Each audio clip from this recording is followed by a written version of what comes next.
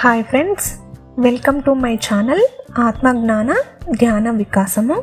ఈరోజు మనం తెలుసుకోబోతున్న పావనమైన కథ నాగపంచమి కథ. ఈ కథ ప్రాచీన మహాభారతం నుండి తీసుకున్నది. ఈ కథలో ధర్మం, ప్రతీకారం, క్షమ అన్నీ ఉన్నాయి. వీడియో స్క్రిప్ట్ చేయకుండా కథను పూర్తిగా వినండి. ప్రాచీన కాలంలో పాండవుల వారసుడైన రాజు పరీక్షితుడు. ఇతను పరాక్రమశాలి మరియు జ్ఞానవంతుడు. ఒకరోజు అరణ్యంలో వేటకు వెళ్ళినప్పుడు అతను ఒక మహర్షిని చూస్తాడు. ఆ ఋషి తపస్సులో పూర్తిగా నిమగ్నమై ఉన్నాడు. పరీక్షితుడు ఆ ఋషితో మాట్లాడాలని ఎంత ప్రయత్నించినా ఆ ఋషి కనుల్ని తెరవడు, మాటల్ని పలకడు.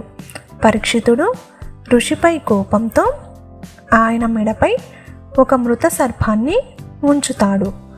అలా ఋషిని అపహాస్యం చేసినందుకు ఋషి కుమారుడు శృంగికి తెలియగానే ఆయన కోపంతో శాపం ఇస్తాడు. 7 రోజుల్లో తక్షకుడు అనే పాము నిన్ను చంపుతుంది అని అంటాడు. ఏదైతే శాపానికి గురి అయ్యాడో ఆ రోజు రానే వచ్చింది.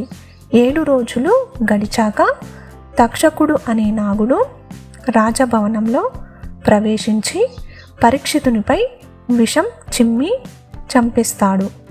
ఇది విన్న పరీక్షితుని కుమారుడు జనమే జయుడు అత్యంత కోపంతో ప్రతీకారం తీర్చుకోవాలని నిర్ణయిస్తాడు. జనమే జయుడు ఒక మహాయాగం చేస్తాడు. ఆ యాగం పేరు సర్పయాగం. ఈ యాగంలో మంత్రశక్తితో భూమిలో ఉన్న ప్రతి పాము, అలాగే ఆకాశంలో ఉన్న పాములు కూడా ఆహుతిలో పడిపోతూ ఉంటాయి. అన్ని నాగులు అగ్నిలో పడిపోయి చనిపోతుంటాయి.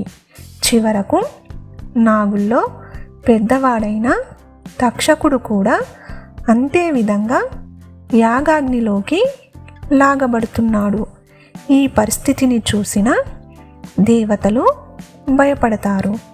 వారు ఆస్తిక మహర్షిని, అతను ఒక జ్ఞాని, అంతేకాకుండా విష్ణు భక్తుడు, ఈ ఆస్తిక మహర్షిని ఈ యాగాన్ని ఆపమని జనమే జయుడు దగ్గరకు పంపిస్తారు.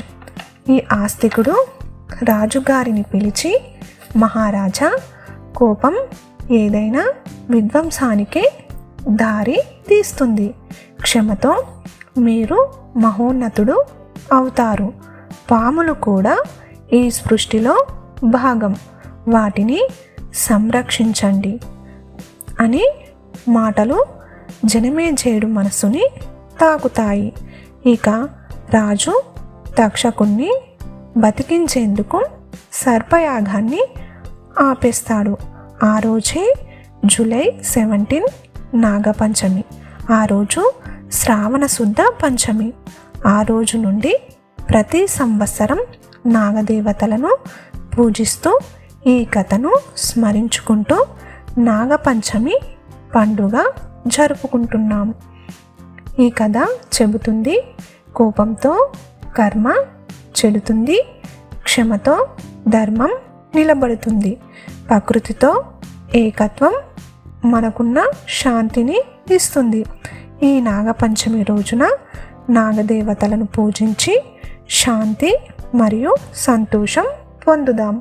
ఇలాంటివి మరిన్ని దేవత కథల కోసం మా ఛానల్ని సబ్స్క్రైబ్ చేయండి. జై నాగదేవత, జై శివశంభో.